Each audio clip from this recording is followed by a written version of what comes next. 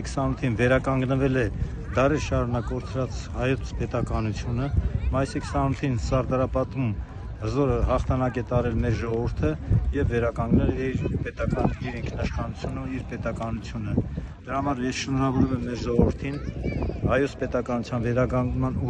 օրվա եւ Սարդարապատի ու Բաշապարանի հերոսամարտերի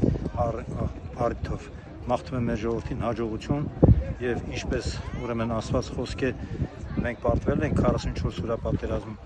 ուրեմն որևէ հաղթանակ վերջնական չէ, պարտությունն էլ վախճանը չէ,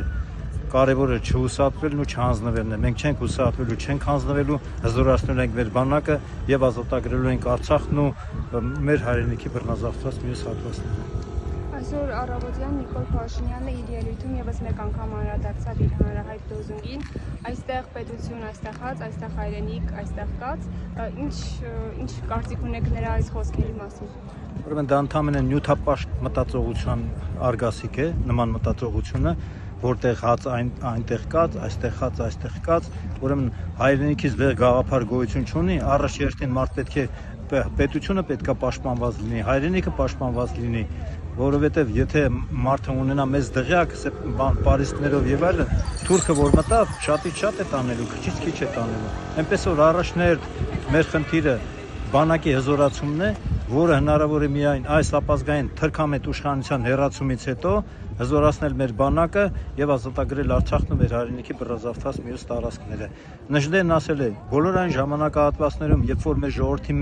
մոտ գերակշռել են նյութապաշտները, մենք պարտություններ ենք կրել։ Իսկ բոլոր այն ժամանակահատվածներում, երբ որ գերակշռել են ուրեմն հայրենապաշտներն ու գաղափարապաշտները, մենք հաղթանակներ ենք տարել։ Որևէ իշխանություն հավերժ չի։ Նիկոլական իշխանության այս 7 տարիների ընթացքը մեր ժողովրդի համար անկման ժամանակաշրջան էր։ Յուրաքանչյուր ժողովրդի մոտ լինում են անկման ժամանակահատվածներ եւ վերելքի ժամանակահատվածներ։ Գալու է վերելքի ժամանակահատվածը, ժամանակաշրջանը։ Հեռացնելու ենք այս նիկոլական ապազգային թրքամետ իշխանությանը, հզորացնելու ենք մեր բանակը եւ ինչպես ասացի, ազատագրելու ենք Արցախն ու մեր հայրենիքի բռնազավթված մյուս տարածքները։ Ամենայն բարիք դες։